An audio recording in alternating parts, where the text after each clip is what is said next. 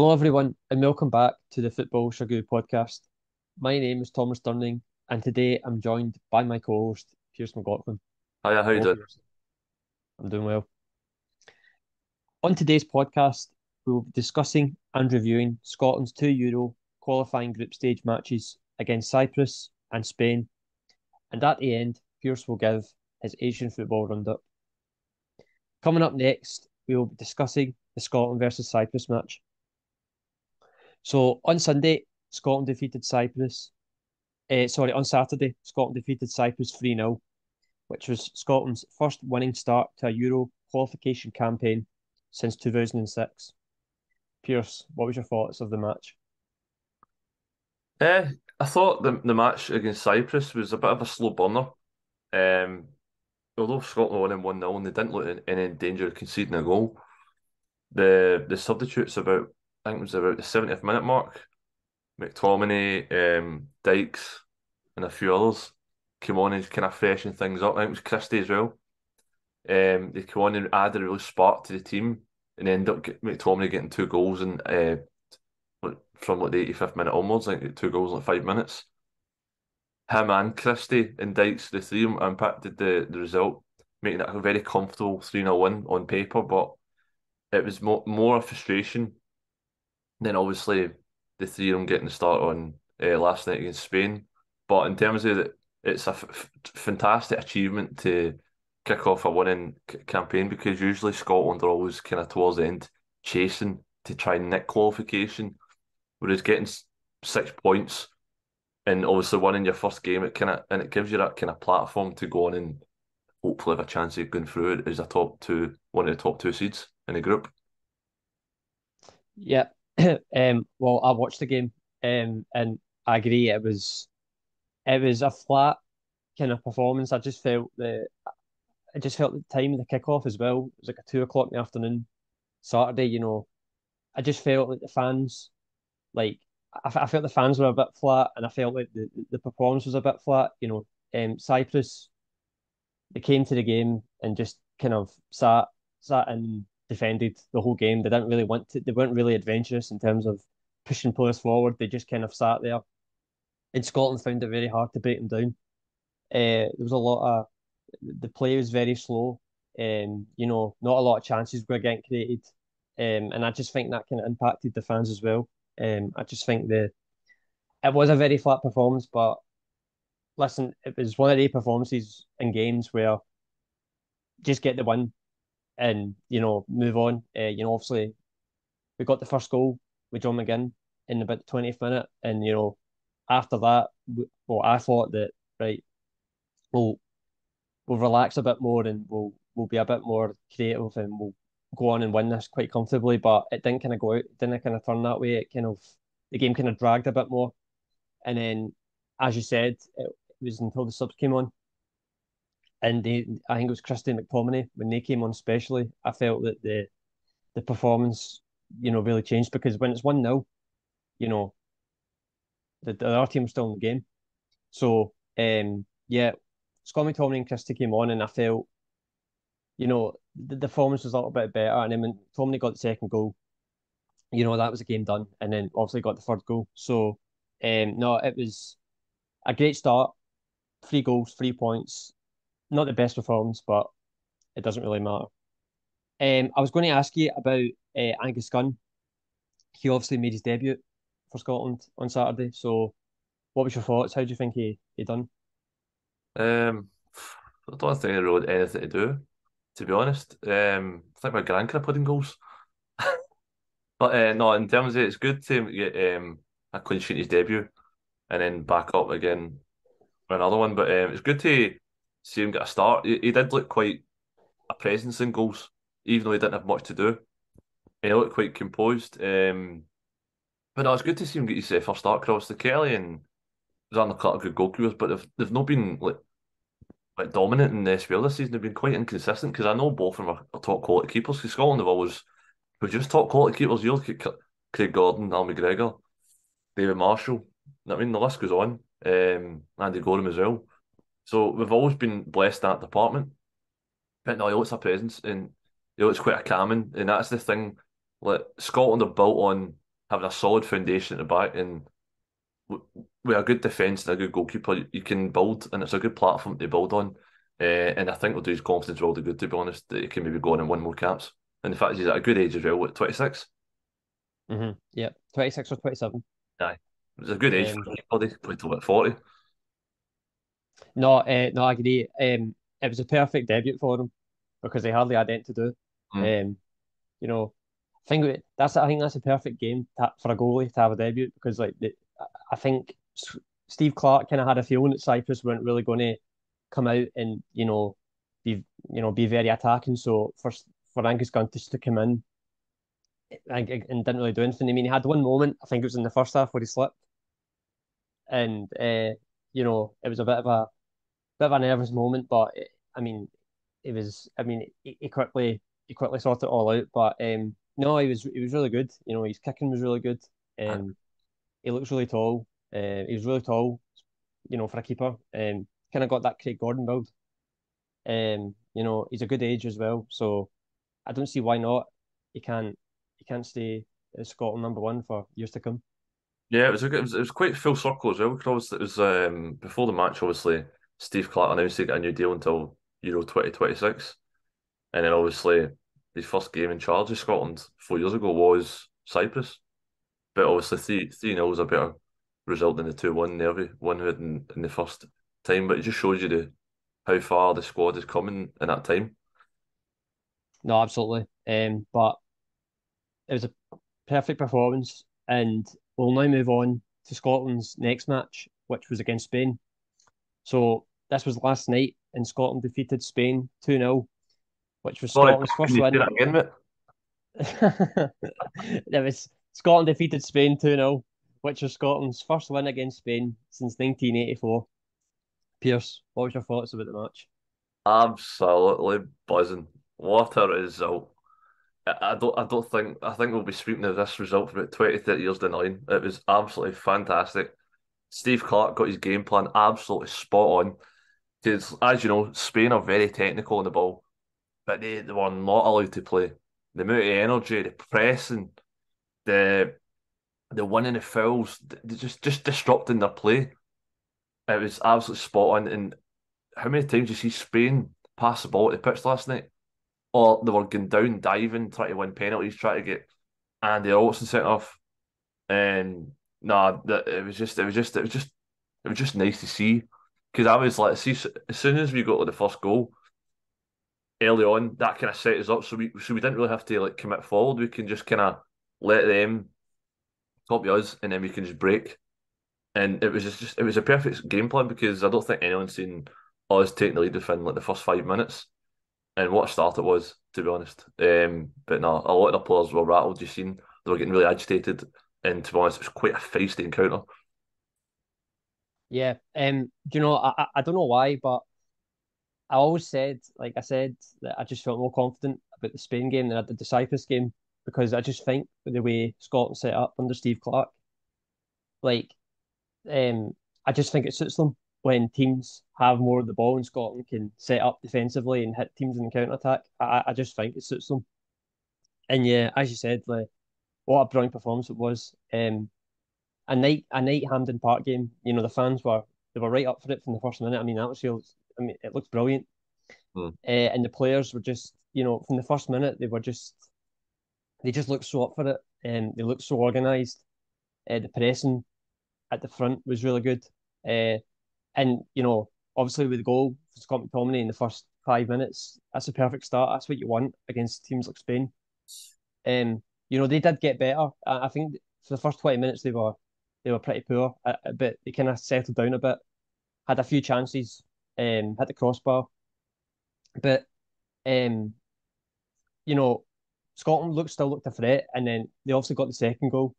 And I think after that, I don't really think Scotland were really troubled. I think Spain were, they just kind of, I mean, they had all the ball, dominated the ball, but they didn't really create anything. I think Angus Gunn was quiet. I don't really remember him making a save, like a really good save to, you know, for Spain to try and get back into it. So, no, it was a perfect performance. And I was actually going to mention as well, uh, obviously the man of the moment, Scott McTominay. That's now 4 goals in 2 games for Scott McTominay. Um, so do you think he's one of Scotland's most crucial players? I certainly do. He's got a presence about him, and I remember last year he's won their only goal before this international break was a goal against who was it, Iceland or something, or was it no, Israel, the 3-2. Mhm. So that was a crucial goal back then in the quest to Euro 2020 qualification. But no, I don't think anyone would have seen that. But the way he's going, he could easily displace Bruno Fernandes at Manchester United as a cam. He's got the goals, No, got the touch, and some of the finishes, by the way, were yeah. outstanding, especially the second one. The way he just comes on and just rockets it into the bottom corner, leaving Kepa no chance. But he's got a praise about him, but I just love the midfield. It's like the perfect balance for me when you've got Callum McGregor at the base of it, and then you've got John McGinn, and then John McGinn pressing, and his arse can just literally just back at anybody. It's like a big truck that no one can just get the ball off him. And then you've got the height of McTominay, and he's got the composure on the ball as well. And then you've got Christie who just runs all day long. So it's like the perfect balance. And just Dykes who just big man holds it up front, and it gets us out. And then obviously with the five at the back as well, with the full back, the wing backs just bombing on. And obviously I thought it was good to see the best day like Tierney again last night because he's not been playing for like, Arsenal, and he that second goal, that run was just it was reminded me of when he was back at Celtic, to be honest. Like, because it usually like, at Arsenal now he's like on the bench and he's playing more of kind of a different role, more kind of defensive minded. And obviously in Scotland he's like the left centre half. So him and Robertson alternate. I thought the two of them were absolutely outstanding last night, as well as a lot of the players were. Yeah, I think all the players were. I mean, they were all brilliant. Going forward and defensively. Going back to Scott McTominay. I actually do think he's one of Scotland's most crucial players. You know, I don't know. He just always seems every time I watch him play for Scotland. He's obviously not from Scotland. He's from Manchester, but like he just seems to love playing for playing for Scotland. He's always he always just looks so up for it. He's especially second goal last night was brilliant. What a finish that was with his bad foot as well. His left foot. Yeah. I think he's brilliant. But the good thing is about the Scotland team is that although I'm saying that Scott McTominay is one of our most crucial players, you know, even if he doesn't play, there's so much. You could play Billy Gilmore, you could play Ryan Jack, you could play Stuart Armstrong in the midfield, Cal McGregor, obviously. There's just so Lewis Ferguson as well, who's doing really well. There's just so much competition now that these players, they want to do well for their country. No, but I mean, what a moment for him. And we're also talking about a lot about the players here, but I've got to mention Steve Clarke. What do you think of the job he's done since he joined? I think he's done probably the best job I've seen in my lifetime. It's the fact is it's like say about 4 or 5 years, but even before his reign, when it came to national break, you'd be like, don't know what to watch it. Scotland might just bottle it again, or they don't excite you, or they would get results where they'd win, and then they'd lose a few, and then you'd be like, typical Scotland losing 4-5-0 away from home. But no, the way he's got it's more the unity. It's unity in the players and the fans. Because last night the stadium was absolutely electric, and you can see that, and you even see like people are just infatuated with the national team again. It's good to see because if that is he's actually brought the whole country back together, Steve Clarke, and I don't think that was possible. He's done a fantastic job at Kilmarnock. And look what the other struggling without him now. And it just shows you, and he's in transition to the national team. And he plays this system where it's just perfect for the players. Like you said, Billy Gilmore, Kenny McLean, Lewis Ferguson, Ryan Jack, Stuart Armstrong, Shea Adams. Oh, some of these players don't always start right, but when they're called upon, they fit into the system perfectly and it gets results. And that's the most important thing. Scotland getting results is Scotland getting to major tournaments. And the fact is Scotland getting to Euro 2020. That was a major milestone in his reign. And I can see Scotland well on the way to Euro 2024, although it's early, premature. But under Steve Clarke, you can see it's going in the right direction and it's positive. We're playing nice football. We're defensively solid. And come on, a European giant is Spain, a team that's won 2010 World Cup, Euro 2008, and Euro 2012, and they got to the Euro semi-final in 2020.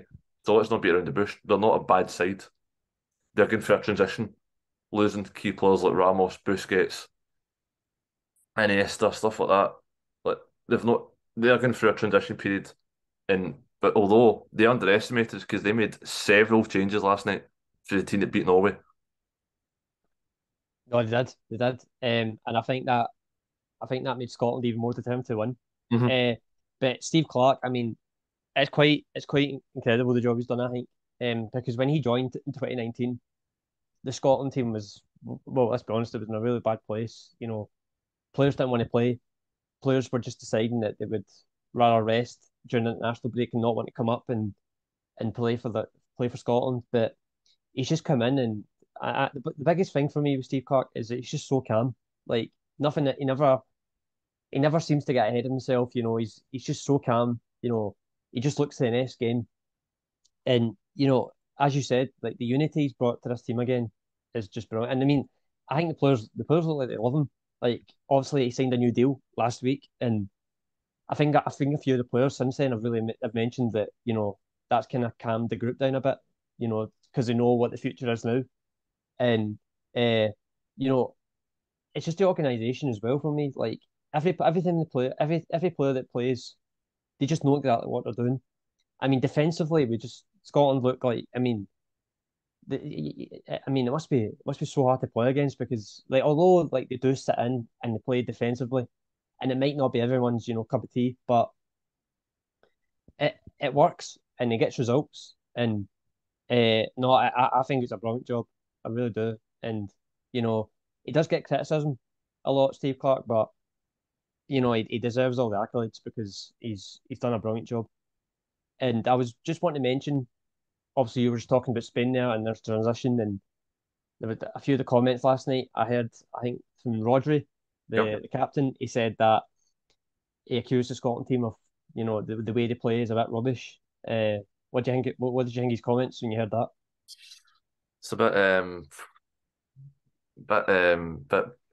bit rich coming from him because I don't think Spain excited anyone when the way they played. Like they were going down at every opportunity, trying to get players booked, going like this to the referee, and they were diving for penalties. Remember, Horslow went down kicking Grant Hanley's leg. It was a standing leg. It was going for a goal kick, and he was rolling about. And then Pedro Porro tried to get Andy Robertson sent off by literally turning into his shoulder. And the fact is, Spain play so predictable. They're very vulnerable at the back. Their fullbacks push on, and they leave two centre backs exposed with Rodri in front of it.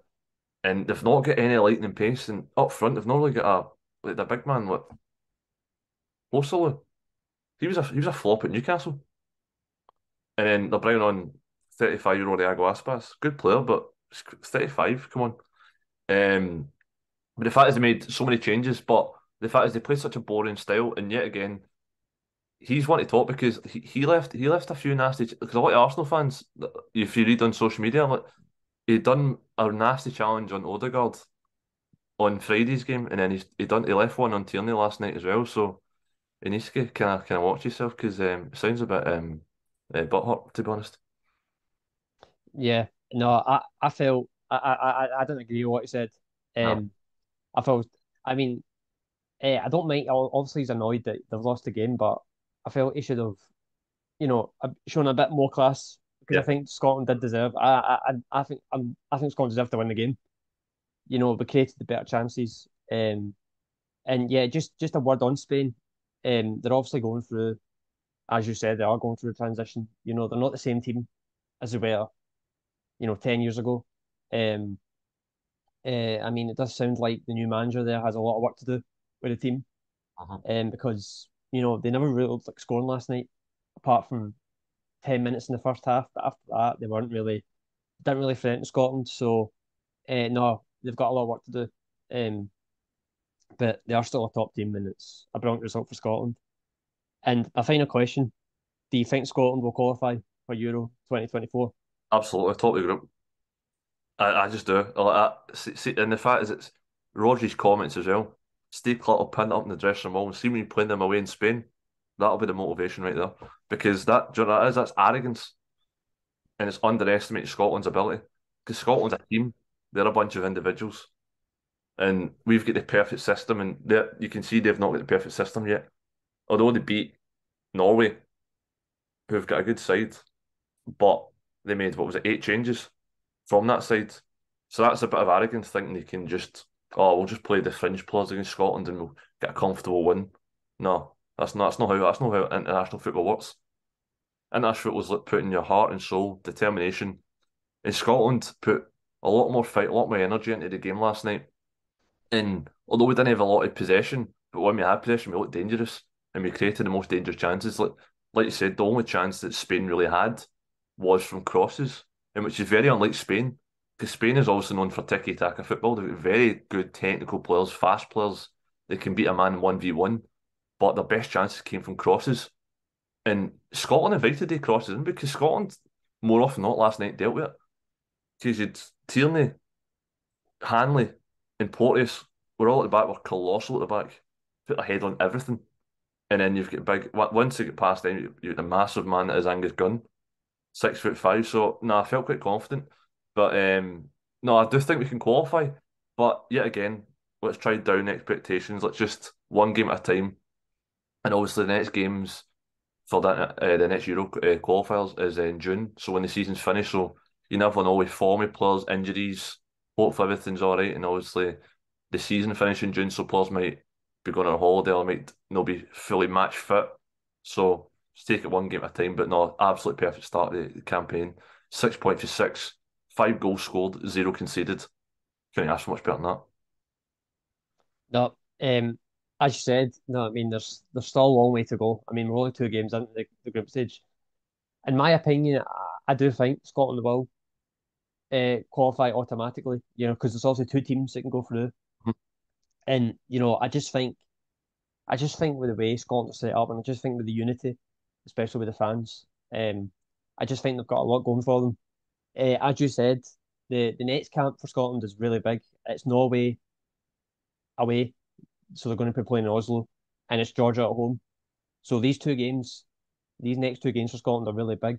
And as you said, it's the summer camp, so players might be more tired. It's the end of the season. There could be injuries, so we might not have our best team.